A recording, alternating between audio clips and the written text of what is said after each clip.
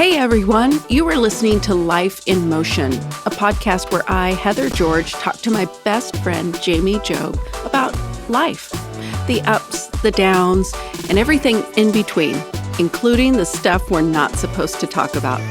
Let's get started. Well, the Christmas decorations are still up. Oh my goodness. What have you been doing? Nobody's saying, when are we going to take these decorations down? This is what happened at my house. I took every ornament off the Christmas tree. I put them all away.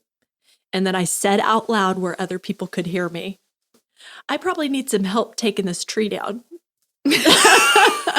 And nobody said anything. No, it turns out they don't listen to me very often. Nobody listens to me. So what's going on? The craziest thing happened to me last night. I was on the phone with Whit. He was out of town. We were just chit-chatting, but it was time to say goodnight to the girls. So I'm in their room. I hit the FaceTime button, on the screen of my phone. This shows how old I am right here, because as I'm talking to you, I'm gesturing with a finger point. They can't see you. They can't see, but I am pushing the button. Uh-huh. So I FaceTime Whit, and he says, "Are you FaceTiming me?" And I said, "Yeah, the girls want to say goodnight, blah, blah, blah." So he's going to pick up the FaceTime call, but the screen pulls up and there's a strange man Oh my goodness. on the screen in front of me. And I just didn't have anything to say at first. I was just, I'm doing this double, triple mental take of, is that Whit? No, that's not Whit. Are you sure that's not Whit? Oh my word. I'm like, oh, I'm so sorry. I don't know how this happened. I was trying to FaceTime my husband. I'm just going to hang up here. And all of a sudden, this lady enters the screen and she's like, "It's Pastor Heather." Oh my goodness. What? And I was like, what in the world? And I was like, what is going on? I'm just like flabbergasted. And then they're going, "We love you. We love the church. We're praying for you all the time." And I was just like, oh my gosh, this is crazy. Thank you for praying for me. Wow, the Lord, he's just sent you to encourage me tonight. And through an iPhone glitch. yeah. And anyway, we said our good nights and hung up. And word. I then FaceTimed Whit and got through to him. That's a dangerous glitch. It is. You should not answer your FaceTime calls when you're putting on your pants. Oh my goodness. That's actually, you're right. You're right. And we giggle about this, but I was on a call with Heather today and it was actually a video call and I actually was putting on my pants, but that's a whole nother story. So anyway, what would you like to talk about today? Because we probably need to shift gears off of me and my FaceTime calls. My anxiety? Okay. Okay. Wow. All right. Well, let's dig right in. Tell me your problems, friend. Doctor. Yeah, right. This is what I've been feeling. Here's an example yesterday of what happened. I had some errands to run, and I had to be done running my errands at a certain time. Like, there were people I had to meet with, things I had to do. If I was late, then they would be waiting on me. I mean, it was just like, got to get this done, got to get this taken care of. The very last errand that I had to do as a special favor was to stop by Chipotle for Whit and pick up his burrito. And he had ordered it online, so it would be exactly as he wanted. And all I had to do was run in and grab it off the shelf and on my way. Yep. I get in there and there's no food on the shelf. So I'm standing, waiting, I'm looking at everybody. I see somebody wrapping up a burrito behind the counter. I like how you say burrito. Go ahead. I'm sorry. They're wrapping up a burrito. Behind the counter. And I think, okay, that's Whit's burrito. And I'm going to be done. I'm in and out. Go. No, they wrap that burrito. They hand it to somebody else. Okay, what's happening? Then they just keep taking orders from people that are coming in. And I'm just standing there. I'm like, where is my burrito? The cashier is ignoring me. She's not even looking at me. And I'm just trying to give her the eyes, Oh my goodness. Pay attention to me. The burrito eyes. Yeah. The hungry eyes. Start singing. Come on. No. Okay, I'm sorry. Go ahead. Anyway, the lady at the cashier goes back in the back room to do something. There's a bag sitting on the counter, and so I sneak back into the working area. Oh my where goodness. And You I can't look in do the bag like, what is this? Is this a burrito? It's not a burrito. Okay, that's not mine. You have said burrito, I think, 10 times. Well, Whit loves his burrito. Okay. Then I look at the stickers that are printed out of the machine. Oh, my There's word. stickers there. And there's Whit's sticker for his burrito. And I call Whit and I'm like, they are not making your burrito. He's like, what do you want me to do about it? Oh, my word. I'm like, I need to be somewhere, and here I am waiting, and they're not making your burrito. And all of this time, there's this percolating of feelings. And, on an instant level, I want to identify it as anger or Sure. frustration. But really, when I get down deep and I start to think about it, it's ugly. Like I am wanting to call people names and be judgmental because they're causing me to be late, and they're causing these feelings in me. So anyway, I had to get their attention. I was like, I need you to make that burrito. And it took everything in me to not say, this burrito should have been done 5 minutes ago. Oh, man. I probably would have said that, unfortunately. But I noticed this throughout the day. Whenever I am behind or overwhelmed with stuff I need to get done or anything that's outside of my norm, like I can handle, we're going to do pickup, we're going to do practice, we're going to fix dinner, we're going to do this, we're going to do that. I can handle all that and just be like, okay, let's just keep rolling along. Sure. When I'm late or when I'm overwhelmed with meetings or things I need to read and take care of, then I'm just like, I start feeling this bubbling. Oh, that's interesting. The way you're saying that, Heather, I can think of a time specifically when I felt that same bubbling. And it's interesting because it's when Brian changed jobs and quit traveling so much. My husband, Brian, is a planner. He has his days mapped out, down to the minute. He stopped traveling. He used to travel extensively, and he saw how I was living life in his absence. And the way I was to not have to deal with those feelings and emotions. I would live moment by moment. So like, who's picking up child number 2 from sport number 2 on Tuesday? I don't know until Tuesday afternoon. Because if I think about it too far in advance, I'm going to have so much pressure and stress. Yeah. Anyway, Brian quit traveling and was just like, we have got to make a plan for who's doing what on what days. I'm just like, that sounds exhausting. But imagine feeling that pressure all day, every day. I know people that wake up feeling that and there's been no trigger. Like there's no Chipotle burrito not being made. They just feel that all the time. Yeah. Noon, they're still feeling that way. Time to go to bed, still feeling that way, like a cloud following them around. Ugh. Yeah. So what do you do with that? Get some help. Yeah. I don't say that lightly. How do you get some help? What do you even mean? I think there's steps to take. Okay. Like if you're listening to this right now, that there are little baby steps that you can take. If you've identified with my story of being somewhere under pressure, stuck in traffic, like when I'm in traffic, driving somewhere and I'm late, I start to feel this bubbling, this percolating, this tension behind my eyes of, you're in my way. In this moment, I'm feeling a little bit of bubbling because you said something that I resonate with that I've never thought of. In those moments, I blame everyone. It's that driver in front of me. It's that burrito maker. It's that child I gave birth to. It's that husband I married. And it does come out in my personal life. It does come out more as anger, frustration. But those feelings, I know what you're talking about. And I think that if that's you resonate. Like even I feel this tension, this fissure of tension when I'm scrolling on my phone. Oh, yeah. When I start reading the news or if I'm on social media and I just start feling like, especially, overwhelmed. Sure. Oh my goodness, Well, how many things are going wrong in the world? I was going to say, think of just what the last year, what we have faced as a society, from a worldwide pandemic to political tension, to racial tension, to you just scroll and no matter which side of an issue you land on, you're frustrated and because people aren't doing it your way, or there's 10 And different scared. opinions on how to, there's 10 different opinions on the election.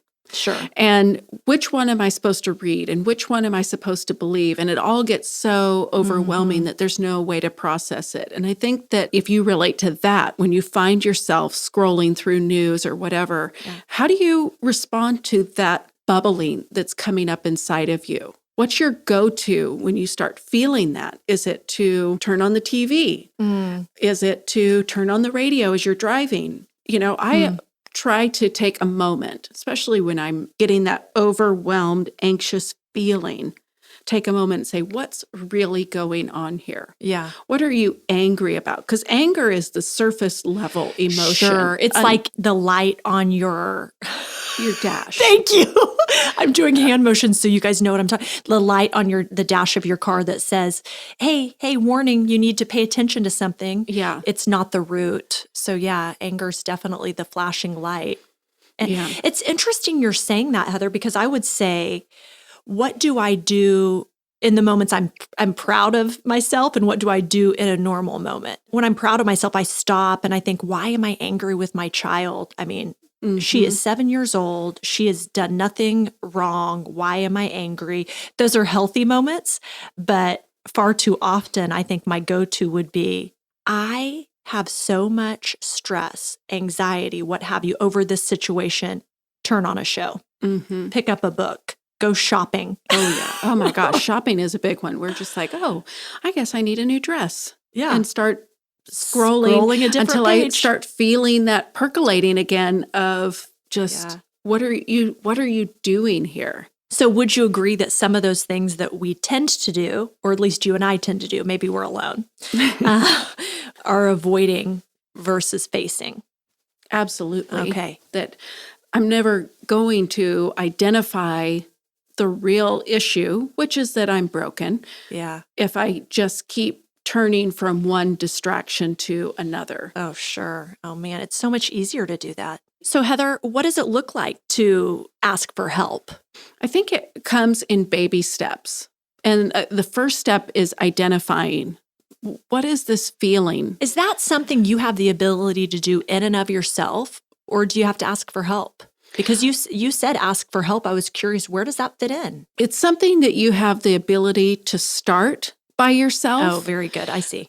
And I think that if you're willing to sit with it for long enough, if you're willing to be still for a minute, 2 minutes, 5 minutes, and just close your eyes and say, okay, right now I'm feeling anger, but what is the feeling under it? You know, one way you can do that is journaling and writing down the words, the feelings that you're feeling. I've done that occasionally, and as I'm writing down what I'm feeling, more words come to mind. And then I know this sounds silly and elementary, but sometimes I look at those words and then they've turned so ugly, but then I just throw them away. I just tear it up and throw it away, just a way to get it out. Yeah. I think what you stuff one day explodes, but if you let it out as it comes to you and you can let it out, then you're in a far greater place, I think, personally. Yeah. And when I'm standing there in Chipotle, I'm like, this is ridiculous. Heather, the thoughts that you're thinking, the words that you want to say to these people are so ugly. What is really going on here? I think it takes an incredible amount of self-awareness that you could think that in that moment. So bravo to you. I would say in my life, it would be a couple days later, I would go, what was I doing so ticked off at Chipotle? Yeah. I don't know that I am always self-aware enough that in the moment I can catch myself. But I do find that when I sit quiet on occasion, I don't do it all the time, but man, you set a timer for 60 seconds of just quiet and you tell your mind not to think about anything. That is so hard. It is so 60 hard. seconds will feel like 2 years, but it's also really refreshing. Yeah. So Heather, we talked a little bit about us and some of but what do you do if it's an ongoing thing? Like what if the feelings you felt in that moment over that burrito, what if you had woken up that morning feeling that way with no trigger? Midday, you're still feeling that way. Afternoon, you feel that way. Night, the next day, you feel it. For some people, these feelings are not just every once in a while feelings. They're ongoing feelings for long periods of time. What do you do? I don't think that you can just get over it by mindfulness. Yeah. By being quiet and thinking about what are you thinking about. I really do think that you need help. And that's steps into, it's really vulnerability of saying, I'm having a problem with my thoughts and I can't get quiet. Who do you say that to? Are you talking about saying that to a friend or a spouse, or do you mean to say that to a counselor? You start with a friend, you start with a spouse, you say, I need help finding someone to help me with this. Yeah. Because if anybody's like me, you might know that something's going on, but how do you cross that bridge of making that phone call and scheduling the appointment? Because if you're ever having stomach issues, Oh, wow. if you're having ongoing stomach issues, what does your mind go to? Oh boy, what if this is cancer? What if this is an ulcer or whatever? And then it just starts getting into this tape recorder of there's something wrong with me here. There's something wrong with me. And you can't ever get off of that tape recorder. So I don't know that you can take that step of calling a doctor necessarily all by yourself. I think that that's where community is so important, of letting people into your life to be able to say, I really struggle with my thoughts. I disagree. Okay. Because that's how I am. I think that there may be some people that would be more comfortable telling someone they do not know than telling a friend. That's true. A suicide hotline, or we live in Tulsa, Oklahoma, and there's an organization called COPES. You literally call a number and talk to someone, and they give you a firm next step. So sometimes their firm next step is like, you need to tell a friend, or you need to go into inpatient immediately, or you need to do whatever. I do think sometimes because of the stigma that there are certain people that would rather tell a stranger than to tell their spouse or a friend or what have you. So I think there's probably, if you feel confident telling someone you know, please do that. If you don't, please call someone anyway. Might be a good pointer. Anyway, I just didn't want to overlook any of our friends that might be dealing with this on a much deeper level than you or I Absolutely. are. But it's like taking the first step of saying something to someone brings immediate relief. It is crazy. I was talking to someone just a week or so ago that has been battling some anxiety for 18 months. What's interesting is when this person came to me and said, I need help. And my help was a call to a counselor on that person's behalf. But when I said, would you let me help you? And they said yes. The next question was, I hope you feel better just knowing I'm here. And the answer was absolutely. Like some of the stress is already gone. Yeah. Just sharing the burden. I mean, we're believers. We carry one another's burdens. We don't do it alone. We walk in community, and those things matter. Yeah. I listened to this in a teaching or a message recently that often in Christianity or in self-help areas of life, people expect to read a truth. So in our lives, that might be a truth found in the scriptures, found in the Word of God. They expect to read a truth and be able to operate fully in that truth, and that's their expectation. So they're shocked and disappointed when they don't have the ability to do that. But really, all throughout the Bible, it talks about addressing issues in our life is kind of like training for some kind of athletic endeavor. And I would never run a marathon no matter what. So, I mean, let's just be real. But I would never just read about a marathon, go out tomorrow and try to run it, and then be disappointed in myself that I couldn't do it. And issues of anxiety and stress and worry and fear are the same way. You don't necessarily read something inspirational and say, well, okay, so I'm going to be done with that. Right. So it's okay to find someone to walk along with you and to realize that you're going to have to train to do it. Just like you would train for a marathon, you're going to have to train to beat anxiety. And it may be something that you have to battle the rest of your life, but you can win. Yeah. There is victory on the other side of it. It just may be training. And there are tools for that training, for walking in that victory. Give me an example of a tool. I think I have one, but I want to see what you say. Well, journaling is definitely one. Even if it's pictures, there's a lot of people that color. One of the tools in training when you're dealing with anxiety is gratitude. Mm-hmm. And it's one of those tools that you don't always think of. Like anxiety is so intertwined with fear. One of my kids was battling fear a couple of years ago, and it's just like, I'm scared of this and I'm scared of this. And it was so hard to break that thought pattern of fear. So you have to interrupt it and replace it with something completely different. So sometimes we're fighting against anxiety and we're trying to not be anxious. Don't get angry because that's a sign of anxiety. Don't get frustrated. Don't get stressed. But instead, let's not even talk about that. Let's be grateful for the good things in our life. You can't take something out without replacing it with something else. Oh, that's good. Right. You can't ever just say, okay, I'm going to take away my cell phone because every time I'm on it, it's causing me anxiety. You've got to be able to replace it with something else. And it's unfeasible to take away your cell phone completely. But so I should give it back to my teenager, the one I just took away. No, teenagers are a different story, different conversation. Yeah. In the stillness, when you're quiet, like, okay, when I pick up this phone, where am I at when I'm using it that it's causing these feelings of bubbling? And what am I going to put in place of it? Because a lot of times when we're waiting, there's so many times in this life when we're waiting at stoplights, in line for food, in line for at the grocery store. And we pick up our phone and we're just like, I'll just scroll for a minute. Yeah. And before, we know it, we're just feeding ourselves. So what are you going to, if you're taking away something, if you recognize that using my phone while I'm waiting is causing me to have this anxious, bubbly, percolating feeling, what am I going to put into place of waiting? What are you going to put in the place of waiting? I don't know. I mean, it could be gratitude. Just gratitude. The stoplight is 1 minute long. Honestly, when you really think about it and how long things are, and we think that we're waiting forever, the stoplight is 1 minute long. And this 1 minute, I'm going to think of 5 things that I appreciate about me. Oh, about yourself? I meant me. Oh, you. I literally meant me. Oh, no, not you. Goodness. Why not? All right. In this 1 minute, the stoplight, I'm on my way to record this podcast with you.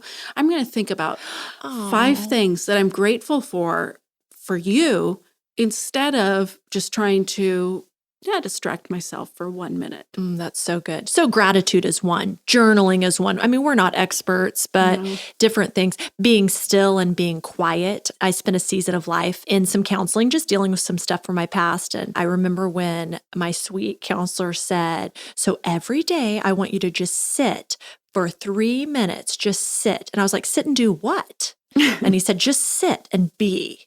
I'm like, that doesn't make any sense to me. And he's like, well, you'll just have to practice. You'll just have to practice. Well, I'm going to start thinking of things. And he goes, well, try to shut your mind down and just be. I said, well, what am I going to think about if I'm not thinking about anything? And he said, well, just try it for a week and let's talk about it again next week.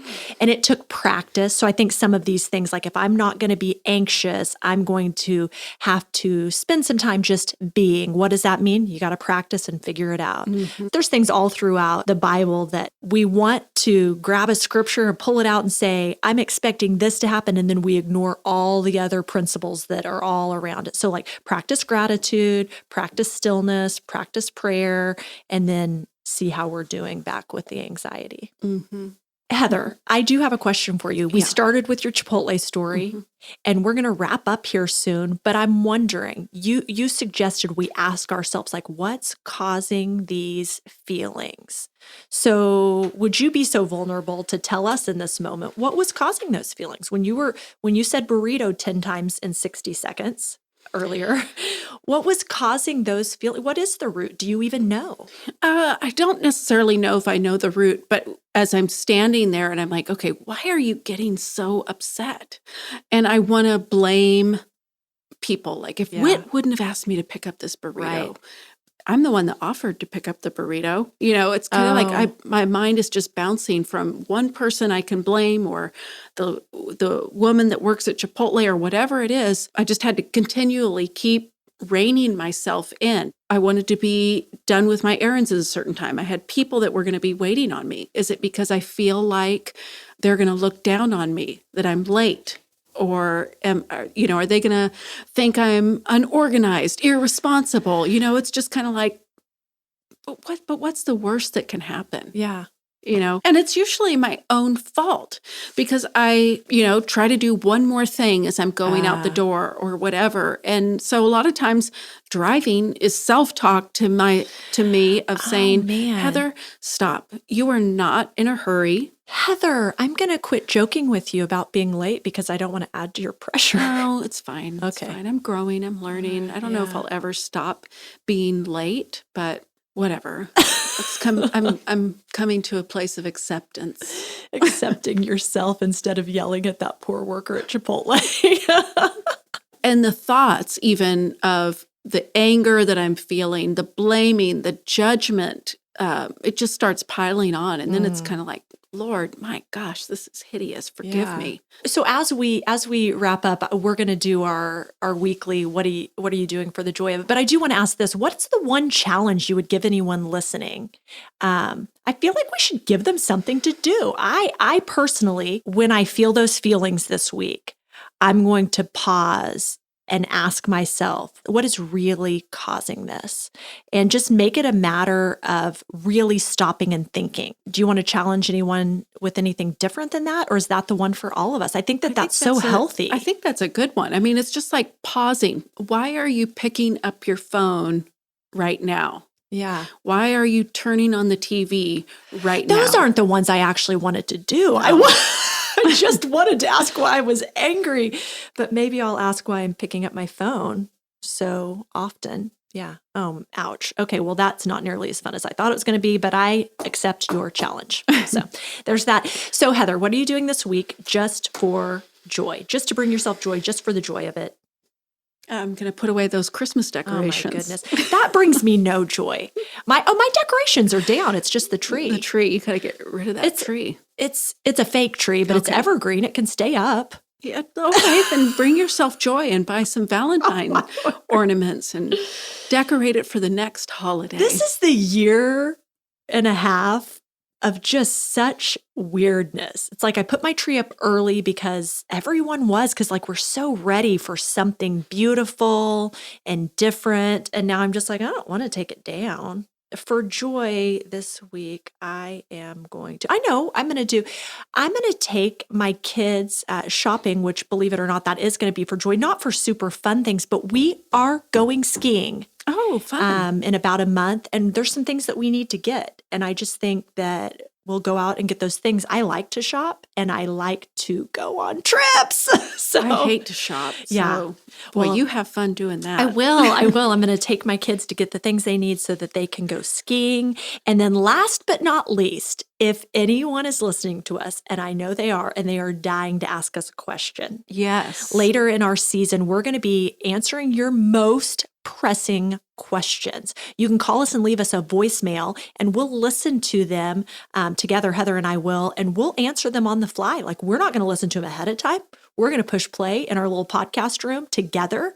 And so sometimes we might go, oh, I don't know how to answer that. And you can see us flustered. It'll be so fun. We'll drop that number in the show notes, but it is 539-215-9432. Leave us a voicemail. And here later on in the season, we're going to be answering your questions on our podcast. I can't wait. That's going to be so fun. If you have enjoyed our podcast today, you should subscribe to Life in Motion. You can find us anywhere you download podcasts. You can also get more information at churchontheMove.com/inmotion. We hope you do something this week that brings you and the people around you joy.